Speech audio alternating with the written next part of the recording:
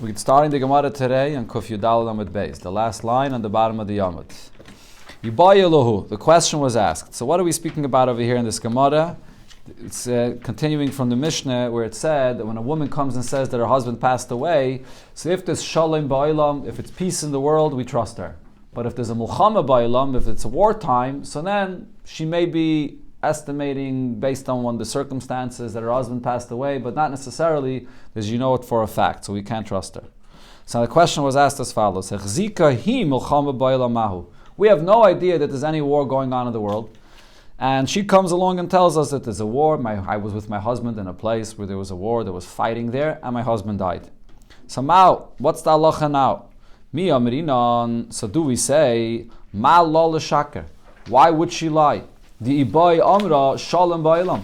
She could have just came and said to us that everything was peaceful and my husband passed away, and then we would have trusted her, because in a time when it's peaceful in the world, we do trust her. So the fact that she comes and adds this information and tells us that there's a wartime and that's where my husband passed away, that doesn't take away her believability.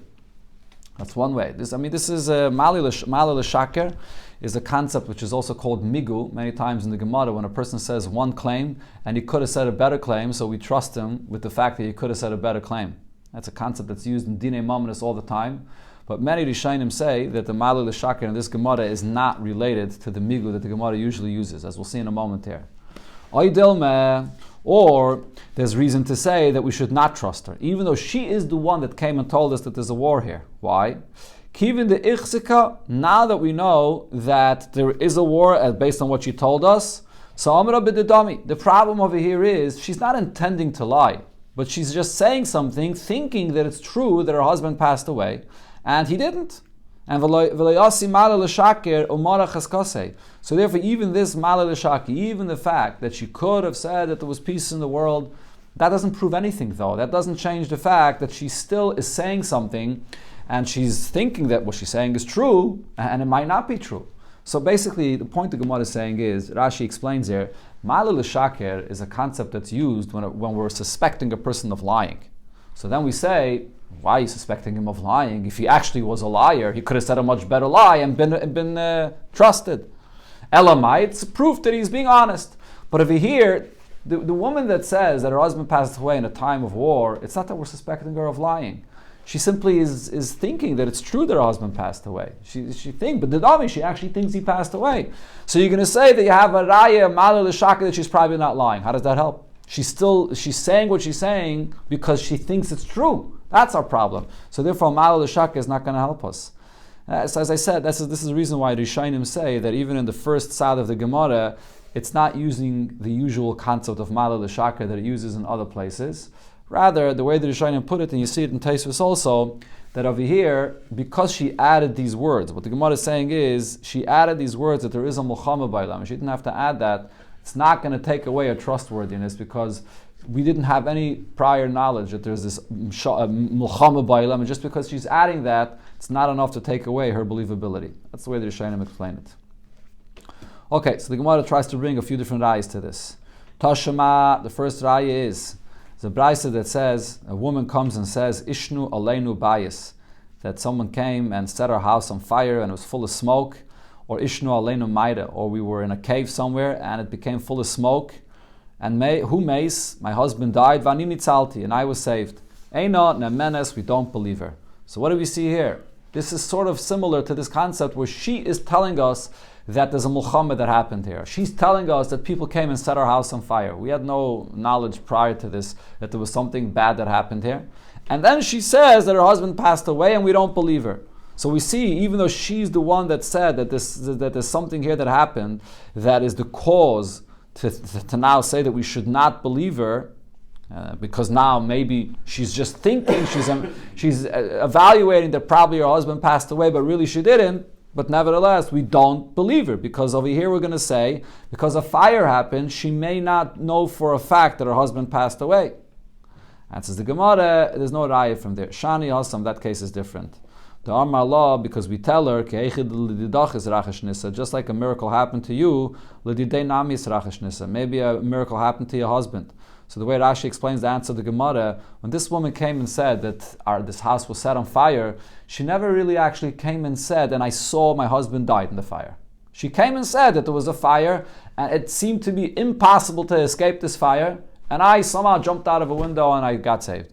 And my husband, I died. It's impossible that he got saved from this fire. But she never actually was saying Eidos that the husband died. Before we were talking about a case, a woman comes and says, my husband died in war. And she's the one that told us that there was a war.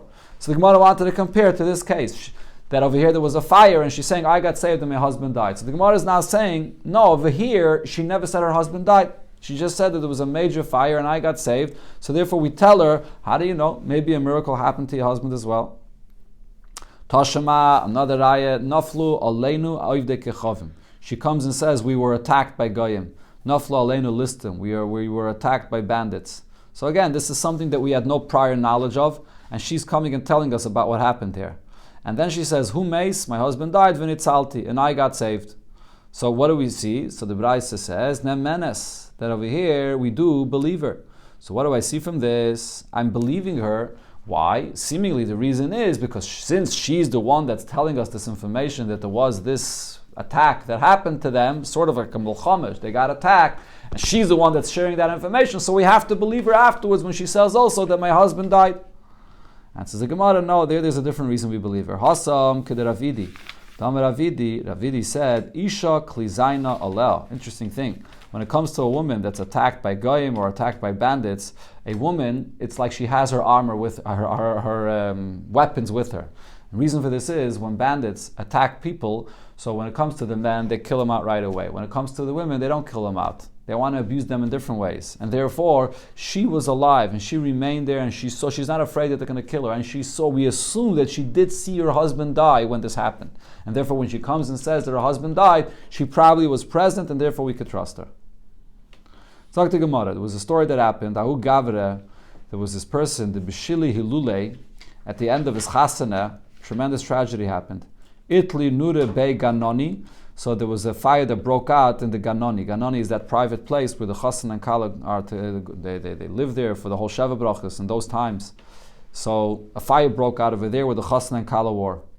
So the wife, the Kala, was screaming and said, Chazu Gavroi, look my husband is there in the fire. Asu, so Eidim, people came, and Chazu Gavre, and they actually saw a man there, Charucha. They saw a man that was burnt. The shadi, it was thrown down on the floor. Of pisasa the yada, the shadya, and they saw actually a piece of a hand, a palm of a hand that was there on the floor that was burnt. So Savar Rav Chiya bar Oven lemeima, Rav Chiya bar Oven thought to say that we can't trust her. Hainu ishnu aleinu bayis. This is an ishnu aleinu mayra. This case is similar to what it said before when a woman comes and says that our house was on fire or the cave that we were in was on fire, and she says, I was saved and my husband died. So what did it say before? That we don't believe her. And we say to her, maybe a mess happened to your husband. So over here as well, when she's coming and telling us that her husband got burnt in this fire, and look, this is my husband that got burnt, we don't believe her. So the Gemara says, how could you compare to that case? Amar Rava midami. What kind of a comparison is there? Hasam lekamre chazu gavroi. Over there, she didn't come and tell us, here, look, this is my husband. Over there, she's just coming after the fact and reporting to us a story that happened. But here, she's coming and showing us b'shas ma'aseh that her husband is getting burnt in the fire. V'oid gavra charucha. And she's showing us this man that was here that got burnt, and you see a piece of his hand. So this is much more of a proof that what she's saying is true, and this is her husband that died here. So the Gemara now wants to understand, how could Rav Chiya bar Oven even think to paskin this way, that we don't trust her? But Rav Chiya bar Oven, why would Rav Chiya bar Oven think not to trust her? Because Gavra Charucha Deshadya, even though she was pointing to a man that got burnt there, and we see this body that got burnt, we could still say, Inish Achrine Asa, maybe it's not her husband, maybe there was someone else that came along here, La Tsule, that tried to save her husband, Va'achlase Nura, and the fire burnt this person that came to save him, Upisse the Yada de Shadye, and the piece of the hand that you see over there, even if you're going to say that's a piece of a hand from her husband, so maybe what happened was, Nura Itlia, maybe the fire caught onto her, the body of her husband, and visyalad beimuma, and it burnt off his hand, so now he became blemished. And in other words, he lost his hand, umachmas kisufa, because he was so ashamed. Azal va'arak la'alma, he ran away from his wife. Maybe that's what happened over here. If you don't have a clear sign, the point is, and this is something that we'll see throughout the Gemara later, if you don't have a clear sign that this man that died here is her husband, so then it is possible that it's someone else. Maybe someone came to save her and her husband ran away. That was the svara of Rav Chia bar Avin, why he didn't want to trust her. Another shaila the Gemara asks here. Ibaya luhu. The question was asked as follows. Eid echad b'mulchama mahu. Trusting, how did they resolve the first one? It doesn't. The Gemara never resolved it yet. Eid echad b'mulchama. You have one witness that comes and says that this man died in war. Mahu. Do we trust him or not? So this is actually going back to something we learned earlier in the Masechta. The Mishnah here is speaking about a woman that says testimony about her husband. But earlier in the Masechta, if you remember, we had a Mishnah that spoke about an aid. One aid that comes and says that a man died. And there the Mishnah says that we trust the aid. So now the question of the Gemara is, should we trust an aid echad even if he's saying testimony in a wartime? Regarding a woman saying testimony about her husband in a wartime, we don't trust her. Maybe the same is regarding an eid echad, that in wartime we don't trust her. So what's the basis of this question here? So a time of eid echad, do I say the reason why an eid echad mehem and that he's believed, mishum de milsa da avidullah gluye, who and therefore lo mishakar, because saying eidus about a person that died is something that eventually will come out. Even in those times when travel wasn't like it is today, but eventually this guy will show up if he's alive. His wife is over here in this city, this is where he came from, eventually he's going to show up. So nobody would say Eidus that this man died if he's actually still alive, and that's why we believe him. So therefore, even in wartime, if an Eid is saying Eidus that this man died, he's not going to lie. Or maybe time the only reason why we trust an Eid Echad is, and we had this before in the Gemara, it's actually a combination of the fact that we're relying on the woman, on the wife, that she's going to make her own investigation. Mishum dihi gufa daiko minsava, because she's the one that's going to make an investigation to find out if her husband died or not. The Gemara said before, because if she gets remarried and she relies on this Eid Echad, she later is going to suffer such great penalties. So she makes her own investigation in advance. That's who we're relying on.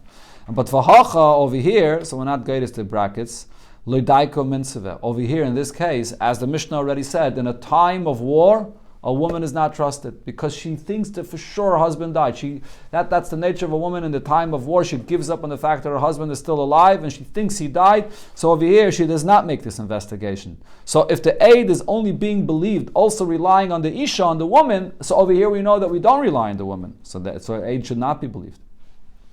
So Amar Ami Bachama. Tashama, bring you a raya from the following story. Amar Rabbi Kiva said, when I went down to Nerdo, La'aber Hashana, to be ma'aber the year, to add the extra month to the year to make a ibiyar. So this is an interesting thing. Taisa speaks about this. Usually a bezdin only in Eretz Yisrael could add a month to the year. B'chlal, to be mekadosh hachaydish or anything, only a bezdin in Eretz Yisrael. This is a very unique thing that he had to go down to Nerdo to do this, and that wasn't the times when there's Gzeira in Eretz Yisrael, and they weren't able to do it in Eretz Yisrael. So in a time when there's an Eines, you can do it outside of Eretz Yisrael, but usually you can't. So anyways, Rabbi Kiva went down to Nerdo. So Matzasi Nechemia Ish Beis Li. I found an individual by the name of Nechemia Ish Beis Li. V'amali, and this Nechemia says to me, Shamaiti, I heard She'em Asiyan Es Isha B'Eretz Yisrael Al Pi Eid Echad. That in Eretz Yisrael, they don't accept the Eidus of an Eid Echad that says that a woman's husband died. So they don't remarry her based on the words of an Eid Echad. So Ella Rabbi Yehuda ben Bava, the only one that does hold that you could accept the words of the Eid Echad is Rabbi Yehuda ben Bava. V'namti loy, and Rabbi Kiva says, and I responded to him, Keinat varim, it's true what you're saying. Amali, so Nechemia Ish Deli said to me, Amar lahem mishmi, go tell them in my name, Atem Yaidim Hamedina Azu Mishubeshes Begaises. You do know that this country that I live in over here, so it's a wartime. There's different armies that are here and that are fighting with one another. So Kach Mekublani Mirab Gilin Zakim. But nevertheless, tell them that this is the Kabbalah, this is what I accepted, the halacha I accepted from Rav Gamliel Azakin, Shemasiyin Isha Al Pi Eid Echad. That you could marry off a woman that Eid Echad comes and says her husband died. So therefore, Nechemia Ish Dli basically was telling them that yes, it is a wartime, but nevertheless, go tell them in the name of Rabbi Gamliel that you could accept the words of an Eidechad that the husband died. So the Gemara says, no, what does this mean? So my Medina Mishabeshesh Begaisais, what did he mean to say when he gave the introduction that this country has armies here that are in this area? Lav, didn't he mean to say Afagav? He was coming to say a Chiddush, that even though the Medina Zu Mishabeshes, even though this country is a war-torn place, but nevertheless, even in this situation, Kach Mekublani, I still have accepted this halacha, Shemesiyan al Peidechad, that you still can marry off a Isha with an Eidechad. So this proves, Al Meidechad Me'amen, even in a time of a war, you could trust an Eidechad. Amar Rave, so Rave says that's not what he meant to say. We misunderstood totally what he was trying to say. Because if this is what he meant to say, he was Bechlal coming to say this halacha, that even in wartime, you trust an Eidechad. So Maishna Medina Zu. So why was he emphasizing that go and tell them that it's here in this country right here where I'm living, that there's now in this country, in this Medina, that there's a war? Chlal, he should have said, he's coming to say a general halacha that Kol Makom Sheyesh Gaisais, anywhere, if wherever there's a war and an Eidechad comes and says in that time, in that situation, that the woman died, I believe the Eidechad. Why was he emphasizing here right now in this Medina where I am that there's a war? So you should have been speaking Bechlal about any time that there's a war. So Ella says the Gemara, Omar Rave Hachikama, this individual, Nehemiah Ish-based Li, that was giving over a Kabbalah from Rabbi Gamliel Azaken, he meant to say something completely different. He meant to say something that was relevant for himself. Atam Yaidim, he was saying as follows, you know, Shemedina Zu Mishabeshes Begaisais, that right here now, this country is full of armies that are here, and therefore it's very hard to travel. I can't leave the people of my house, and to come to the Rabbanon and to tell them what I know that a person died. But nevertheless, Kach Mekublani mi Rabbi Gamliel, but nevertheless, this is the Kabbalah that I accepted from Rabbi Gamliel, Shemesiyan Ish al Peidechad, that you can marry off a woman with one aid. So he wasn't trying to say that you accept the words of an Eidechad even in the time of war. He was talking about the fact that there's a war just to explain why he himself can't travel. That's all. But he's not coming to say that this halacha applies even in a time when there's a war. Toshima, another ayah the Gemara tries to bring. There's a story, Maisa b'shnei Talmidei Chacham shoyboim im Abba Yosi ben Simoi b'sfina. There were two Talmidei Chachamim that were traveling with Abba Yosi ben Simoi on a boat. V'tava, and the boat sank, and they all passed away. And now, who did they use as witnesses to know that they actually died? The Heisi Rebbe Nishayseyan, and Rebbe married off their wives al pi noshim, based on the testimony of women that came and said that they saw that they sank and they drowned. Okay, so what is Gemara trying to prove from here? So the Gemara explains, V'hamayim k'mulchamad damo. The fact that they drowned in water and there was a big storm and therefore they drowned, it's similar to wartime. Meaning it's a situation where it's possible that a person could assume that someone died even if he doesn't actually know it for a fact. And also, v'noshim, women saying testimony that these men died, afilu meya, even when you have 100 women, they're not kosher eidus. Ke'eid echadamo. Their eidus is equivalent to the aid of 1/8. V'katani, and what does it say here? Heisi, that Rabbi trusted these women that are equivalent to 1/8 in a time where the boat sank, which is equivalent to a wartime. So you see that even in a wartime you trust an Eidechad. Says the Gemara, you can't bring a raya from there. V'tizbara, is this a good logical raya? There's another problem here with this brayso. Why? Mayim she'ein lem saif. There's a rule regarding water. When you see that a person drowns in water, and this is something the Gemara is going to bring a few times later, when Adam come and tell you, we saw a person drowned in water, and it's mayim she'ein lem saif. Mayim she'ein lem saif means like the ocean. Rashi says the concept of mayim she'ein lem saif is when you stand in front of water and you can't see the end of the water in any direction. And what's the halacha regarding such kind of water that a person drowned in? Umayim she'ein lem saif. If Adam come and say that a person drowned in water and you don't see the other side of where the water ends, ishtay asura. His wife is not allowed to get remarried because it always could be that somehow this person was able to swim very far and he came up on the other side on a shore somewhere where it's out of your eyesight. So if so, the question is, over here, there's another problem. How could we Bechlal trust these women to say that these Tanoim that were on this boat died if it was in an ocean and the Mayim She'ein lem saif and these women didn't see? Elo, hey chidami, so what are you going to have to answer? What was the case there? The Amri, these women that came and said Eidos, they said, Asiknu kaman, we actually saw them taking their bodies out of the water right in front of us. So we saw that they passed away. And we saw them immediately there that they passed away.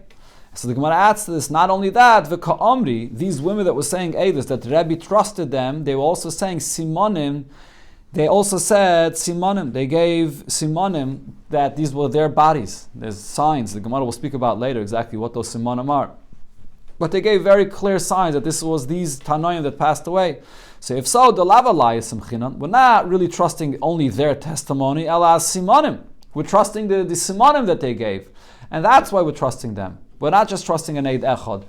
These women that are equivalent to an Eid Echad. But maybe when you just trust an Eid Echad in a time of war, who says you can rely on the Eid Echad? Over here we were trusting these women because they gave Simonim.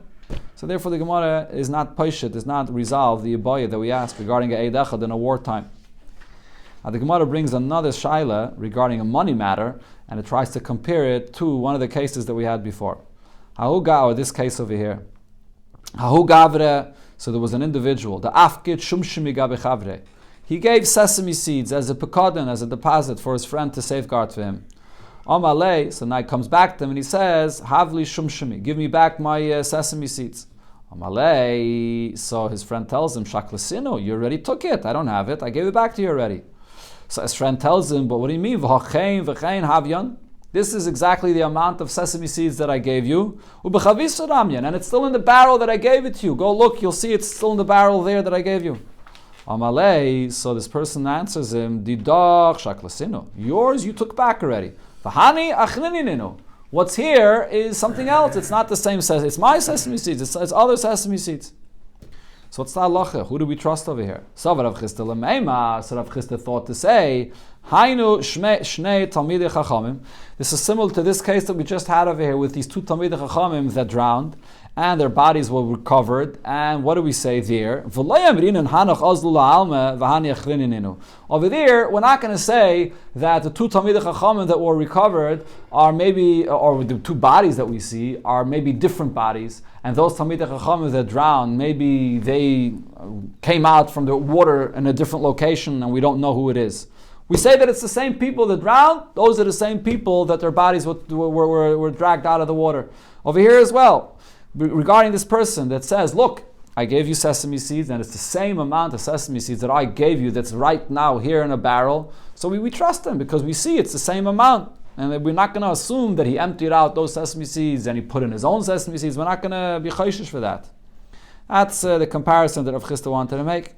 So Rav says, what kind of a comparison is this? Midami, Hasam over there, Ka'amri Simonim. Over there they gave very clear signs. You saw the clear signs in the body that it's the same bodies of those individuals that drowned.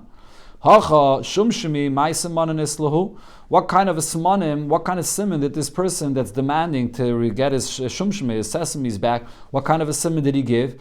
Now over here he also gave a simon. He said, look, he gave the exact amount of how much he gave as a pekadon.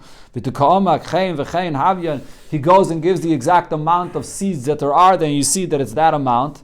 That's not a good simon. You can say that it is possible that the amount of seeds that this person owned himself happened to be the exact same amount.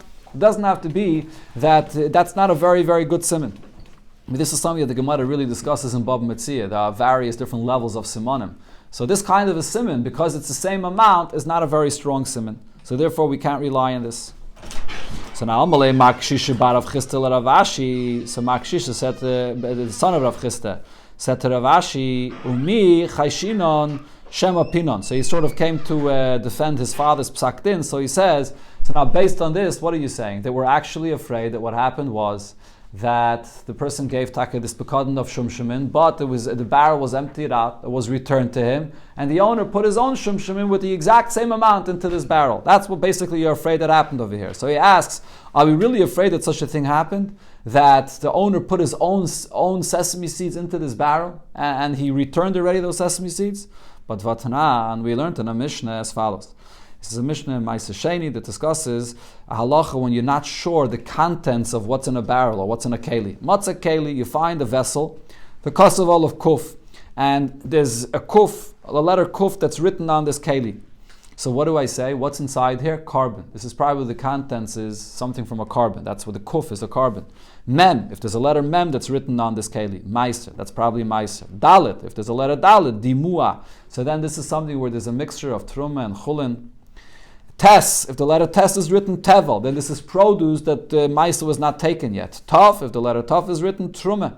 That's probably a truma, shebishas, a sakana, yekaisvin tov. In a time of a sakana when they weren't allowed to give truma, there was a gzeira not to give truma, so then they would write a letter tov, tachas truma, instead of writing truma. What's the Gemara proving from that Mishnah? You see that when you have the contents in a keli and you have a letter written on it, you can rely on the fact that whatever contents was placed in that keli is still there.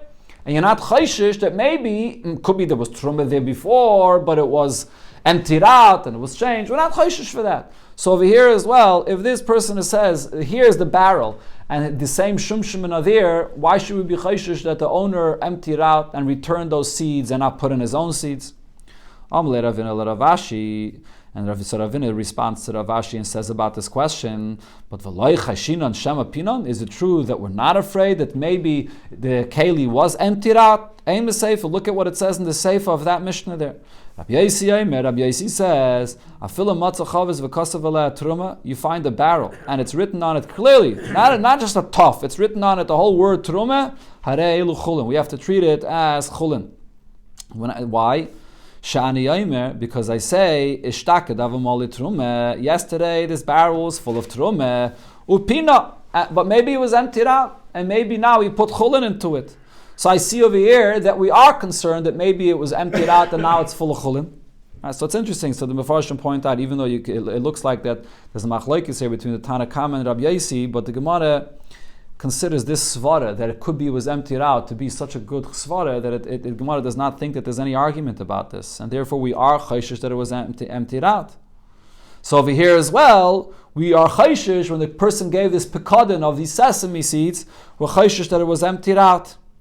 Taisus actually points out that it's very unusual what the Gemara is doing here. The Gemara is comparing a question regarding dinei mamanis to a situation where there's a shaila of something, whether it's osur or not. Usually we don't compare dinei mamanis to yisurim. By yisurim, the klal is you always have to be machmer, even if it's a suffix. Maybe it's still truma. You have to be machmer. And by dinei mamanis, the halacha is punkt fakir tamoitz mechavere olavaraya. If there's a suffix about this, so you're not going to be able to get paid back because tamoitz mechavere olavaraya. How is the Gemara b'chlal comparing these two things? Okay, Taisus asks this question. Taisus speaks about it.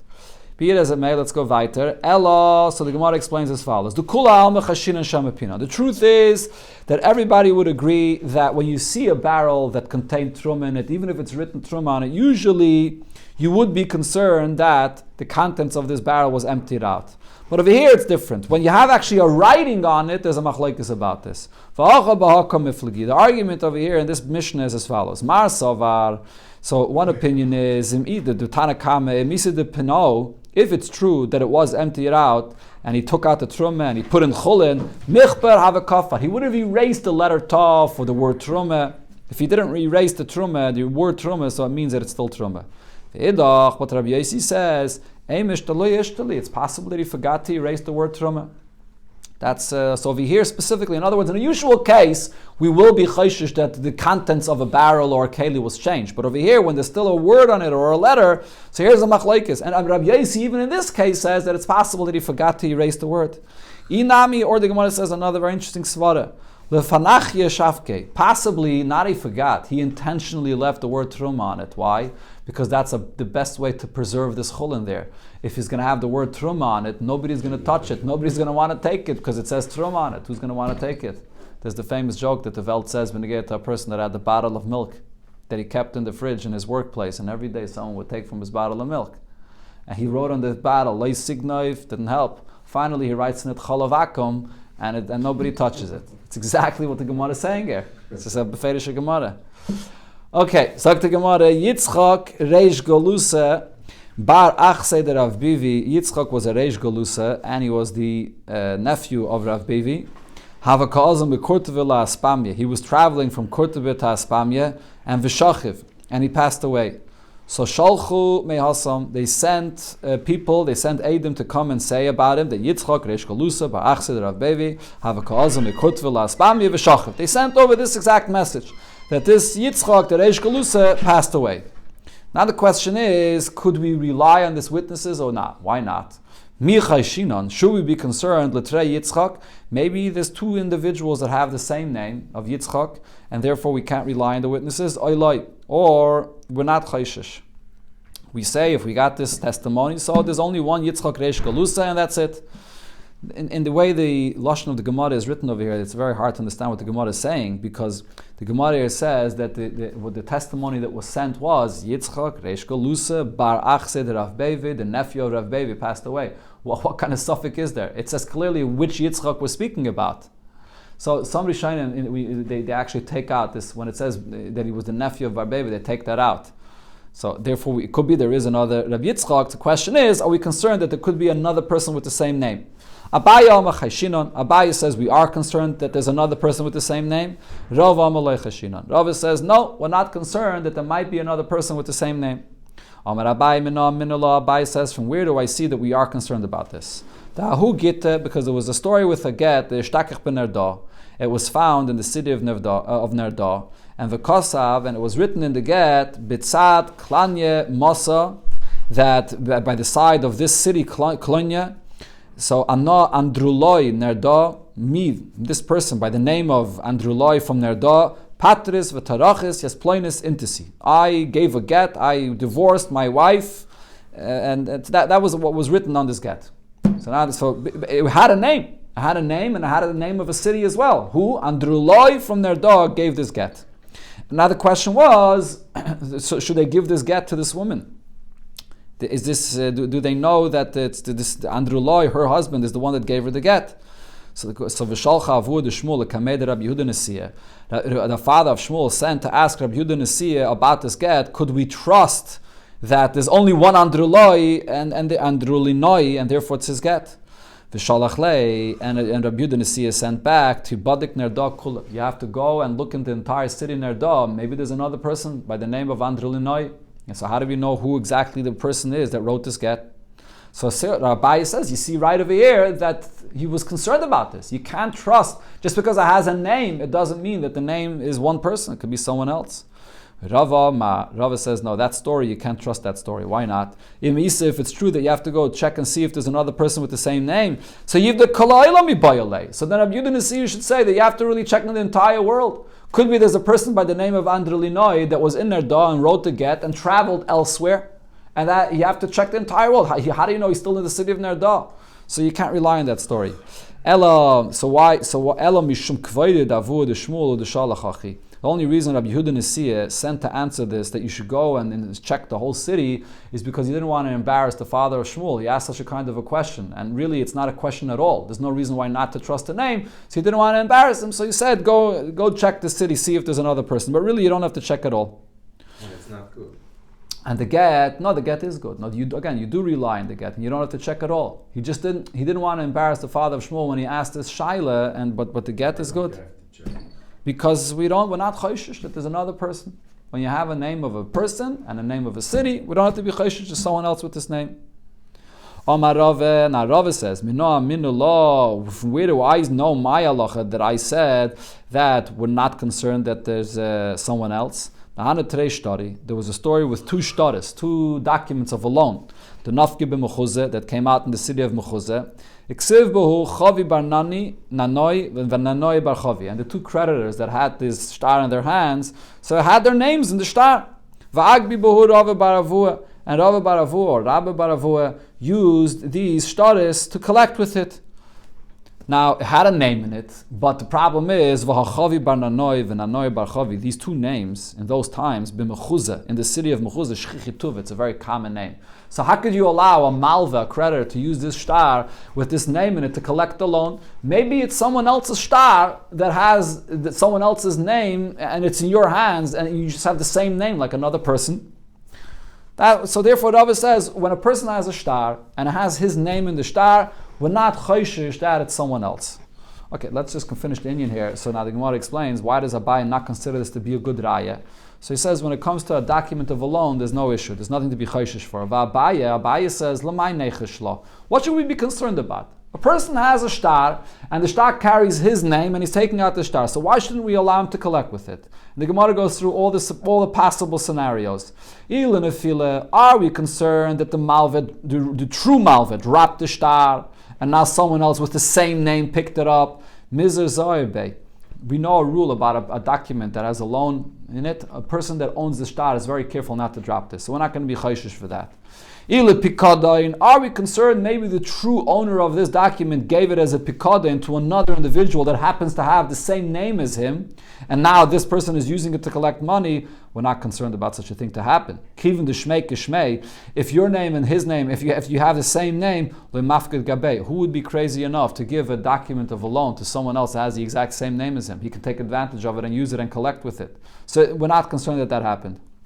So the only thing you could say of what may have happened is, maybe he gave it to him. He gave it to him with the intention to sell it to him, to another person that has the same name, but he never really made a proper kinyan. So this person never really properly acquired this document. Says the Gemara, no, but the halacha is, oisius niknais b'mesira. Letters, which refers to a shtar, written words in a document of a loan that you give someone to sell to him, even with no other additional kinyan, that itself that you gave him this document, it becomes his. He acquires it. So even if someone else that had the same name gave it to him, so now he owns it. Now it becomes his, and therefore he could collect with it. So therefore the Gemara is pointing out when it comes to a document of money for a loan, so there's no reason to be concerned when a person wants to collect with this document that carries his name. So therefore Abaye says there's no raya from there.